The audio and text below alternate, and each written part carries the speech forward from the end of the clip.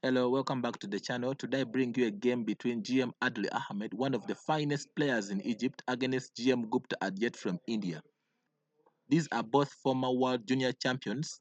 Adly had a rating of 2625 and GM Gupta Abhijeet had a rating of 2619 with an elo difference of 6 elos, making the game interesting. This is the Henry Gifulia Memorial Chess Tournament, which took place in Zambia in 2017, one of the strongest tournaments ever in Africa.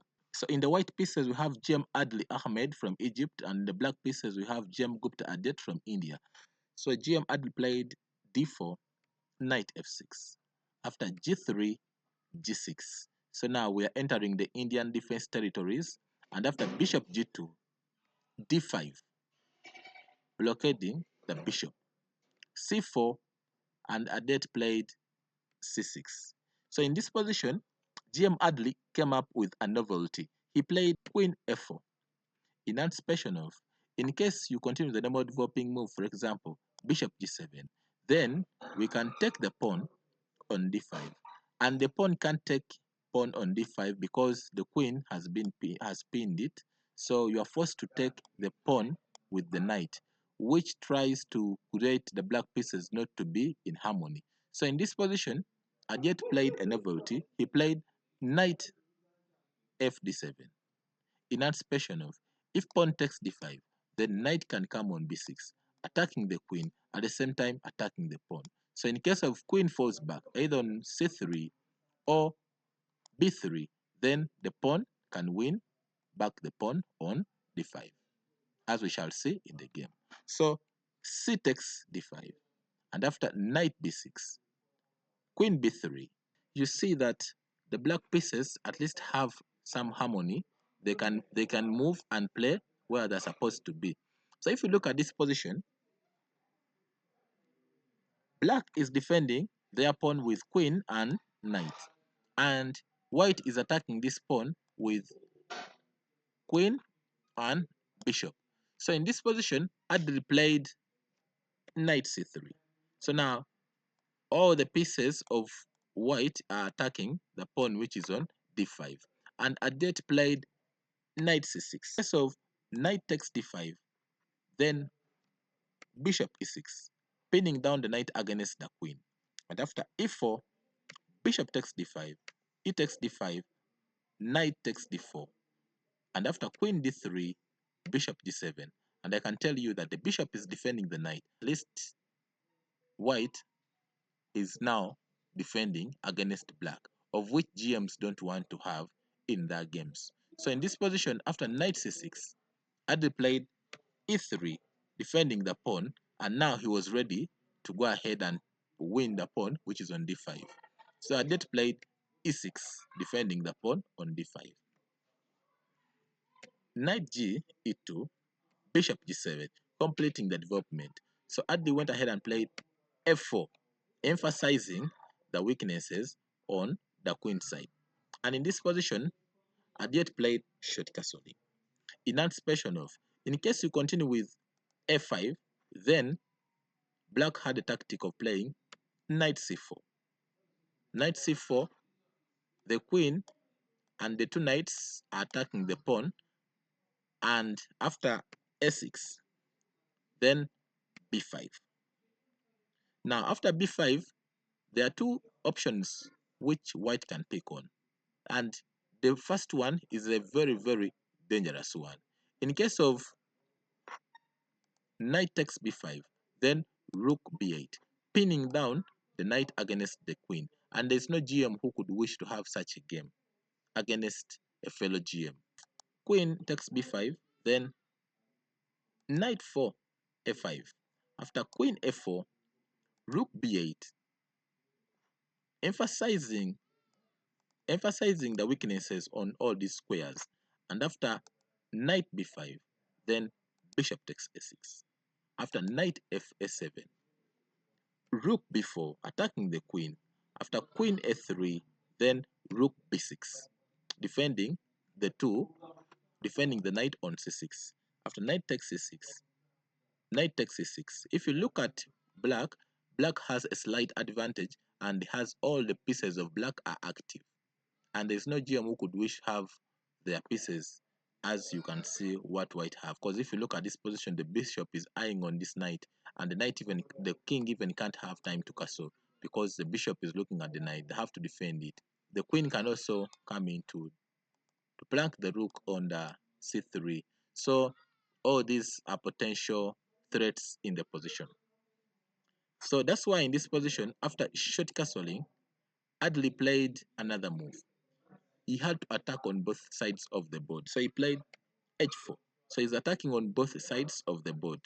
And after queen e7, h5, emphasizing, because now the rook is supporting the pawn, which is on h5. G takes h5, then knight f4, attacking the pawn on h5. And after e5, then knight takes h5.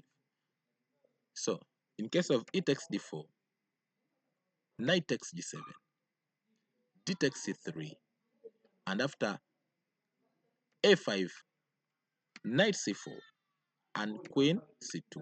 Now queen c2 is a strong move, emphasizing the weakness which is on h7. At the same time, black has no time to win the pawn which is on b2, even if the king is still in the center. So after king g7, queen takes h7, and I can tell you there's a checkmate in 3 after king f6, rook h6 check, king g5, knight g7 check, and after king f5, we give them checkmate of the pawn by playing g4, which is a checkmate. Let's go back. So after h5, that's why GM Adly Gupta didn't take the pawn. He played queen b4, emphasizing that let's exchange the queens so that we can still live in harmony. So in this position, Adly played queen d1. GM Adly realized that White's king is still in the center, and the only way to create more pressure is to attack the king, which is in the center, is to break the center. So he played e5, and after a5, attacking the knight which is on the b6 square, then e takes d4. In anticipation of if pawn takes knight, then they can also take the knight which is on c3, which is supported by the bishop on g7. So Adly played e takes d4, and after the best move is playing knight on c4. But Adly tried knight takes a5, and this gave white slight advantage. White played h6, attacking the bishop so that the bishop can fall back on h8. So black played bishop h8, and after bishop h8, Adly played bishop d2. So the strongest move in the position is simply playing rook e8, pinning down the knight and emphasizing the pawn on d4, that the pawn is free. But Adly went ahead to play knight c6, bring back the knight so that at the end of the day they can still attack the pawn which is on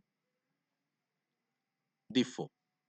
So in this position, Adly played knight takes c5, attacking the queen and opening up for the bishop to attack the queen. In case of queen going back to d6, then they could just play knight takes b6, and the rook can't take, the pawn can't take the knight because the rook is pinned. So in this position, Adly tried queen takes b2, and after bishop c3, queen b5. But if you look in this position, if you look at this position, also knight c7 is a nice try because it is forking the rook and at the same time the queen. But Adly played a slightly different move, which is also very powerful in the position. He played rook f5. So in this position, in case of queen coming to c4, then rook comes in on c5, and after queen goes back to maybe queen a2, then we take the knight off, and all those are potential. The threat of knight e7 is still renewed. So in this position, Adly decided to play queen takes a5, and in this position, in order to retain the bishop pair, Adly played knight e7 check. And after knight takes e7, bishop takes a7, knight b d5, then short castle. We castle when the whole storm is now done. Bishop e7, queen d2, rook a c8, and in this position Adly played bishop b4, emphasizing the pin on the knight and the rook. Rook f d8, and after bishop takes e7, the knight has to fall back, and then we take the pawn which is on b7. After knight takes e7, bishop takes b7, rook b8, then we drop back our bishop on f3, bishop c4, and then here we play rook c1. After bishop takes e2, Adly came up with a tactic of playing queen takes e2. In case of bishop takes pawn on d4, then the queen can take the knight on e7. That's why black played knight f5, d5, defending our pawn, knight d4. After queen d1, still putting an eye on our bishop on f3, f5. And if you could try a move like rook c5, attacking the pawn on f5, at the same time defending the pawn on d4. In case the pawn moves ahead, we can still put our rook behind it and we can see a way of attacking it. After f4, rook f5, rook a8, rook takes a8, rook takes a8, then we play d6, attacking the rook which is on a8. And after rook d8, then we remove the bishop from where the knight can take it from. We play bishop g4, and then the next move on the go is basically playing queen f4. After f5, then we play bishop e2, emphasizing the check, that in case the pawn is taken, then we can go ahead and play bishop c4 check. After rook takes d6, bishop c4 check, king f8, and then queen takes f4 with a decisive advantage for white. But in this position, after f5, Adly played bishop e4, rook e8, queen d3, protecting the bishop, f4, then here Adly played d6, rook e d8, queen s6, defending the pawn on d6 at the same time attacking the pawn which is on f4.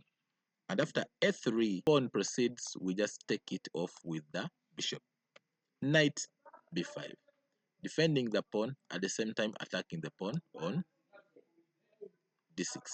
Rook b1, attacking the knight which is on b5. Bishop b2, blockading the rook. d7, emphasizing the pawn move. In case of rook takes d7, which was played, then bishop c4. Rook d6, attacking the queen. Queen a5. After rook b d6, rook goes to d1, emphasizing the rook to enter and create threat on the f7, because now the bishop and the rook will be focusing on the f7 square. That's why we see knight d7, stopping the rook from coming to d7. After bishop a2, a zung-zwang position. Any funny move, it can make black lose the game. For example, if you play a move like king f8, then white could play rook takes d6. And after rook takes d6, then queen c7. Remember, the queen is attacking both rooks at the same time, threatening checkmate on f7. So after maybe rook d1 check, then king g2, and there's no way of how black can defend the rook at the same time defend the checkmate which is on f7. So this one gives white a decisive advantage. Let's go back. That's why in this position Gupta played bishop f6, giving up the pawn on a3. Queen takes a3, bishop e7, the knight against the queen. Queen f3, emphasizing the pawn vulnerability on f7, threatening to play rook takes d6, and then queen f7 will be checkmate in a few moves. So here black played rook. If you now sacrifice the knight, we take with the bishop, and the rook is watching the pawn on f7. g4, rook a7, attacking the bishop which is on a2. Queen e3, attacking the bishop which is on e7. 7, rook c7, queen is e5, emphasizing the weaknesses on dark squares and also pinning down the two rooks. So here black tried knight e8, defending the rook, at the same time also defending against the weak squares. Then here is rook e1, emphasizing the check of the emphasizing bishop check in a few moves. So after bishop f8, Adly played the shock of the game, which is bishop takes f7. And in this position, in case of king takes f7, then queen e6 is a checkmate. Let's go back. That's why in this position, Gupta tried and played rook takes f7, and after queen takes b8, knight f6. After g5, knight f6, of the diagonal of the white squares. After playing queen b3, black played knight f4, rook e8, and after knight h5, Adi played rook c8. And after rook c8, Gupta tried and played knight f4 with a simple tactic of trying to play knight h3, taking the pawn which is on f2. Adly just simply played king f1. So in this position, you could see that the next move which is coming in is playing rook c8, and there is no way Gupta could defend against the rook which is on f7. So in this position, Gupta resigned in anticipation of moves like knight h5, rook c7, knight g3 check, and after king g2, the position is dead lost and there is checkmate in 3.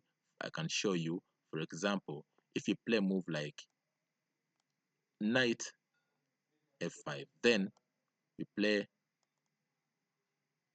then queen takes f7, king goes back to h8, then queen takes f8 is a checkmate. Thank you for watching, and I wish you the best of luck in your games. Go ahead, subscribe, like, and comment to support the channel. Good luck.